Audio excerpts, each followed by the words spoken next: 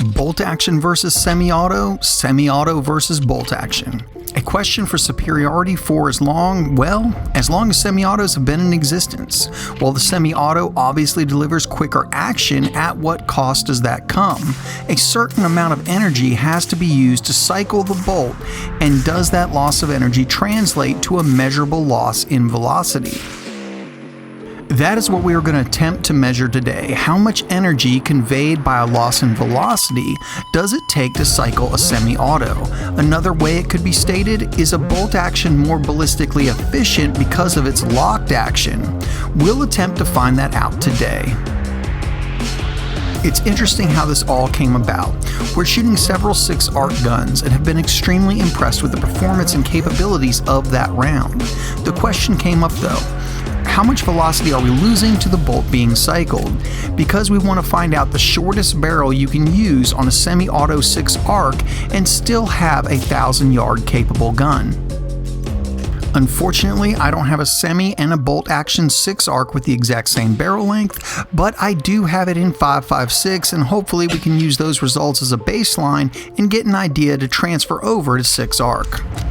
The guns we'll be testing with today are my Christensen Arms MPR in 5.56. This has been a good little bolt action for me and is a great way to get cheaper practice in without having to pay for 6.5 Creedmoor.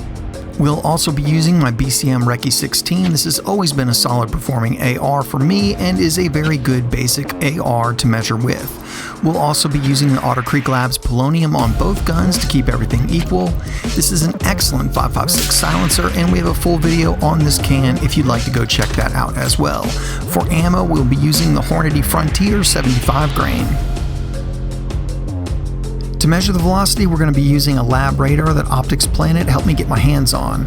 Be sure if you're getting anything from Optics Planet, use the code Alabama. It'll save you some money and help the channel out at the same time. If you've never seen one of these are really cool.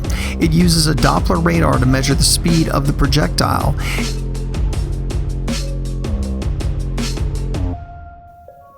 Alright, let's get this thing started.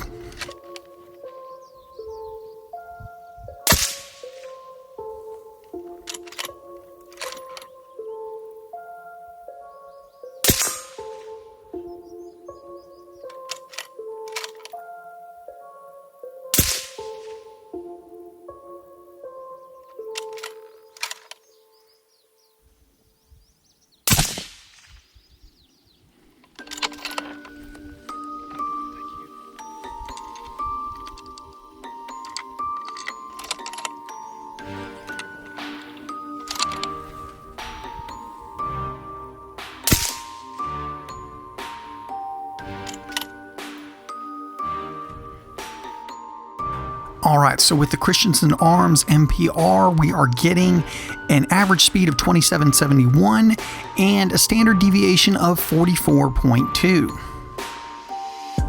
Some interesting findings from that test. This is the first time I ever chronographed the Christensen MPR, and the SDs are crazy. I actually thought there was something wrong with the ammo, and we ended up trying 4 different types of ammo, all having extremely high standard deviation with the Christensen MPR. The Frontier was actually the lowest, which is insane, but it is very interesting that this bolt action has very high SDs.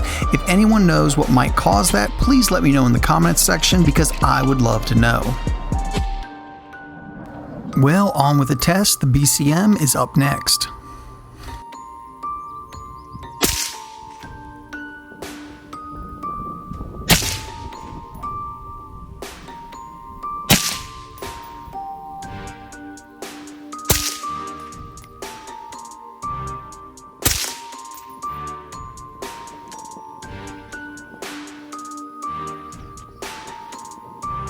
The BCM, we're looking at an average speed of 27.69 and a standard deviation of 26. Well, from those two guns, we can take away that it takes very little pressure to run the action in a semi-auto, only having an average velocity loss of 2 feet per second. Now, this is no way conclusive, and more testing would need to be done, but as a general observation, it would appear that a semi-auto uses very little gas to run the action. We actually did test several other guns, but decided to leave them out of the test for various reasons. We felt that the gun itself had features that either slowed or accelerated the projectile, making the data less pure. The two guns we did show we felt out of the group were the two purest samples, but I will say, just for the record, HKs are extremely consistent. Guys, thank you so much for watching. If you're not subscribed to the channel, go ahead and hit that subscribe button right now, because we have some really big reviews in the works that you won't want to miss. And if you want to know what those reviews are way before they hit the YouTube channel, check us out on Instagram, Facebook, and Twitter, and there you can see what's being reviewed in real time. If you like what you see here on the channel and want to help support Alabama Arsenal, the best possible way to do that is through Patreon. These videos can be surprisingly expensive to make, and every contribution helps, no matter what size. There's also Alabama Arsenal gear available right below the video if you want to go out and represent. And as always, guys, thank you so much for watching.